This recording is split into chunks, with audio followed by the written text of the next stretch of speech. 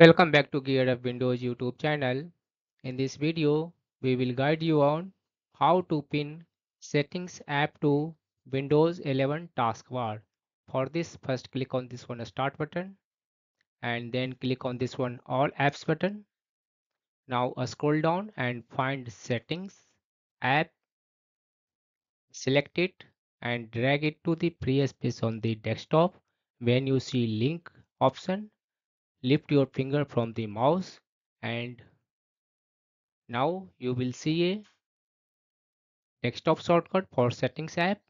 To pin it, right click on this one shortcut icon, select show more options and then